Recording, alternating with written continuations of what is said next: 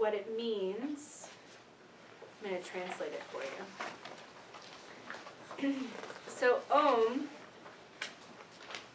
literally means like Tashi. Tashi means auspicious. And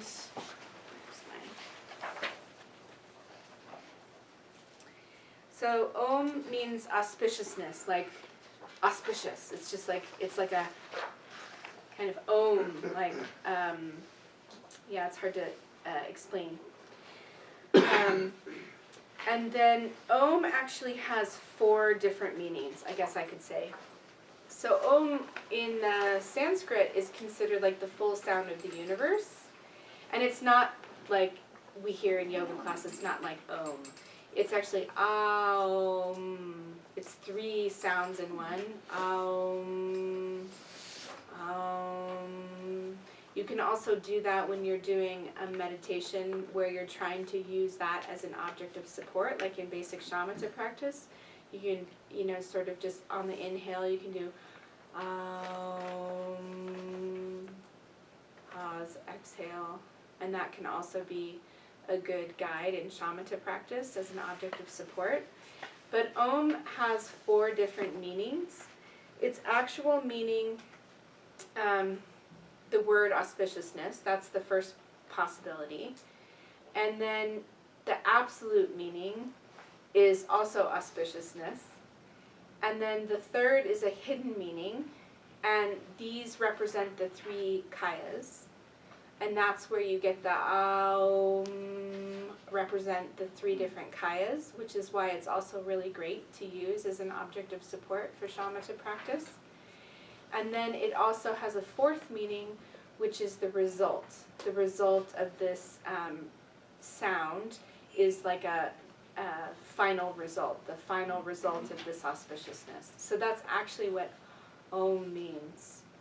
And the meaning of the mantra itself, of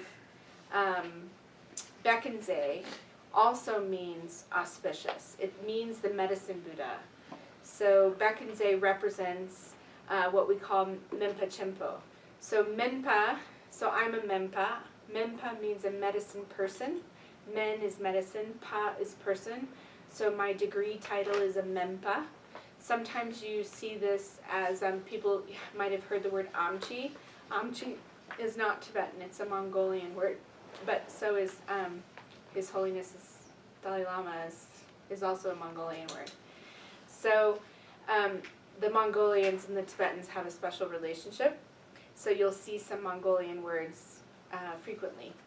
And Menpa is the actual classical term, or in the medical text you'll see Laji.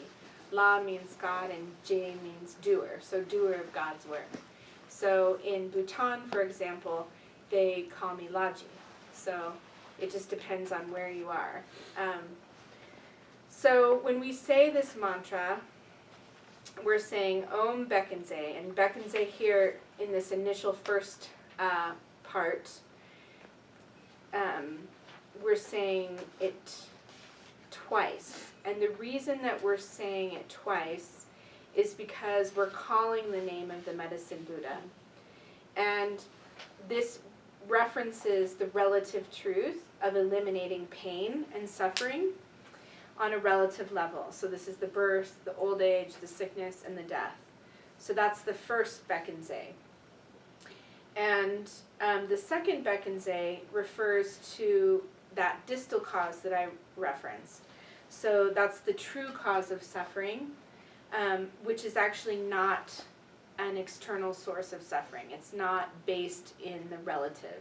It's actually based in one's mind. So that second Bekenze actually references the whole mental suffering that people experience, which is, you know, some people would argue, well, that's pretty relative, but from a point of view of body mechanics, it's not considered part of the body.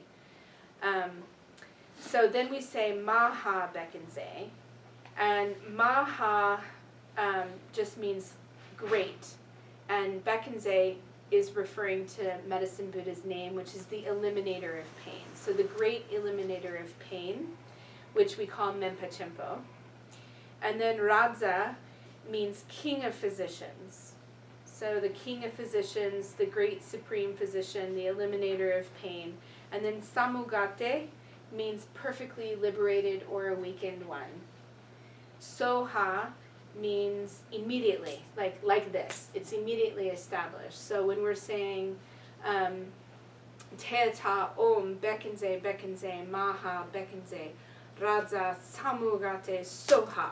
So that Soha is like saying, like that, immediately we're going to declare this great supreme king of physicians, this eliminator of suffering on a immediate relative and ultimate level, on the body level, on the mental level. May this auspiciousness of these pure aspects of the Buddha, so the Om, the pure aspect of the pure body, the pure speech, and the pure mind. That's the other way that you can look at that. Om, pure body, pure speech, pure mind. So again, the three kayas. And so that we're doing this mantra to help transform ourselves into that aspect, that we're actually inviting. So you can see in the text where it's saying, the light rays are emanating towards you, and then you say this mantra as much as possible. You're literally inviting all of those qualities of the Medicine Buddha into you. You're inviting that with the light, and then you're saying that mantra to sort of increase that, like where it says immediately established. We're going to immediately establish this inside ourselves. And so that's why this mantra is very powerful. And when you've done at least 100,000 of this particular mantra, then you have a little bit more power. But you can also, if you're making medicines, you can say this mantra over the medicine while you're making it. You can make mantra water for people, and then you blow in the water, and then that's purified water. You can do this with salt that people will cook with. So there's a whole lineage of mantra healing associated with Tibetan medicine, but this is one of the most powerful mantras that you can do. And so you can make medicine with this. And then anytime you have to take medicine, if you have to take levothyroxine for your thyroid, or you have to take, your vitamin D, like whatever it is, it doesn't really much matter. Where you can say this mantra over the medicine, you can imagine it dissolving into your body when you swallow it, like like nectar into your body, going exactly where it needs to go to heal you, so you can actually increase the power of your prescription medicines. Tibetan medicine, of course, we have special ceremonies that we do. So medicine can be made, but it's not done unless it's gone through a special medicine process. We call it mindrup, where we do particular practices. But we have even just single ingredients that are later going to go into medicine and then get preyed upon on top of that, like say we're trying to pull in the energy of the moon. So we take these 5 different types of calcite powders on the left. So we have male, female, and son, daughter, and neuter types of calcite, and each of them have their own qualities. And if we want to sort of imbibe them with the power of the moon, is the most common way, then what we do is we do astrology, and we look for the coldest moon energy, which is also kind of associated with the Rishi stars, if you've ever heard of that. And then you go out in the moonlight, and you're literally spreading this powder over and over again, saying Teta Om Bekenze Bekenze Ma Bekenze Bekenze Raza Samagati So Teta Om Bekenze Bekenze. So you're making the medicine while you're saying the mantra. So you're actually imbibing the medicine when you're making it. And if you're making tinctures or massage oils or anything, salves, you can do that too. So that's really quite practical.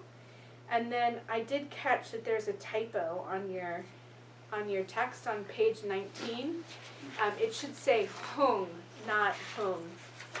It's H-U-N-G, not H-U-M, where you see this seed syllable up on the upper right-hand side. So that should say hung, H-U-N-G. So cross out that M and put it N-G. So that is the basic seed syllable for the Medicine Buddha. And if you memorize just that particular seed syllable, you can just imagine that in space and then dissolving into you, and then you can say the mantra and sort of do healing work. That's also quite possible to do.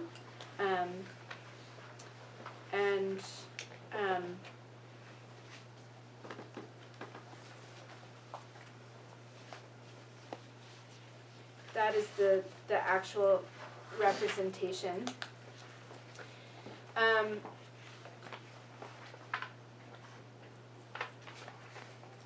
It's said that there's 3 different ways that you can make the mantra actually effective.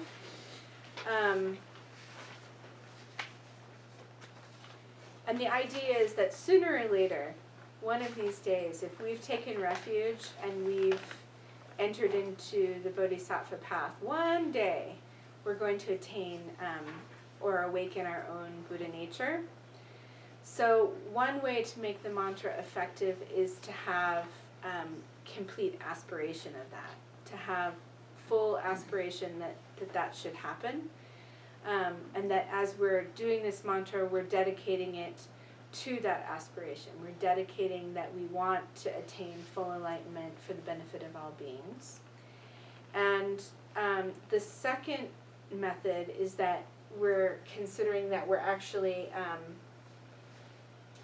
ripening other sentient beings through this mantra, that we're actually using this mantra to sort of hook in other people along that path towards liberation.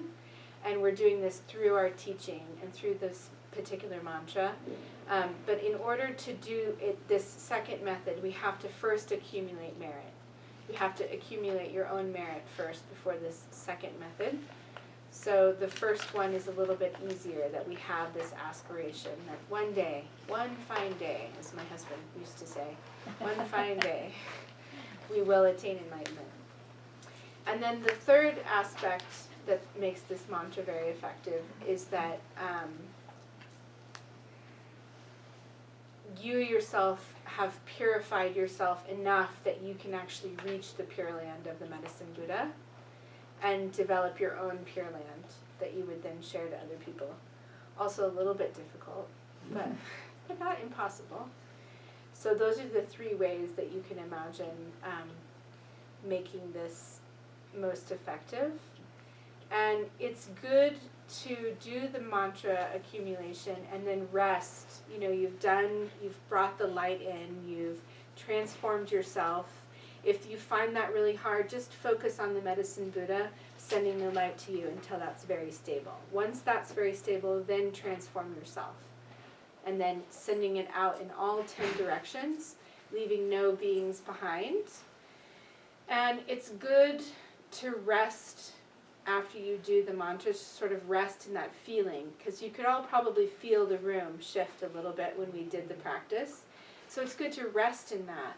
And also to just imagine that goodness isn't just for us, that that's actually for all beings. And then we just send that out, and we rest in that Buddha nature, and invite that to be not just for ourselves, but for other beings as well.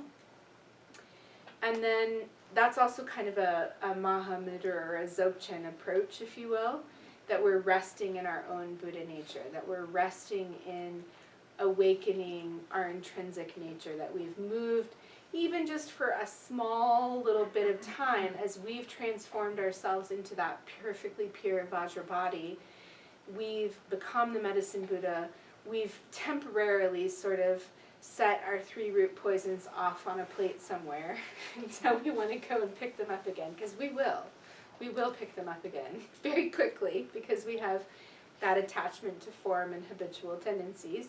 But for that brief little moment, and it might only be like a nanosecond in your practice, but it's there. If you can rest in that and develop that further and increase that resting before we actually dissolve the full mandala, that will actually increase getting to clear off your obscurations a little bit more, and so that you can increase the Buddha nature further. So then at the very end, we dissolve the whole mandala. We return to our ordinary self. So I kind of imagine the Medicine Buddha almost like an elevator, like he just goes back up to my head where he's there. And other people, they just imagine the light rays going back, and then they see the hung and the moon disk, and then he dissolves into light, and everybody kind of goes back into the mandala far away, and then we dedicate the merit. So that's a sort of basic version of how to begin to do the practice. Are there any questions? This is very practical. I worked with healings, sound healing for a long time, and I'll start with reflexology kind of thing to ground them. Well, this lady had a large plantar's wart, and I was trying to protect myself with the mantra, and then I washed my hands afterwards. But then I got a plantar's wart on my finger. So could you talk about how to protect themselves, or somehow taking on something? Well, on a real practical level, when I'm in Asia and I'm working with blood, I have gloves. Oh, okay. So, because, if you're working on somebody's feet and they have a plantar's wart, I probably would wear gloves. I didn't realize how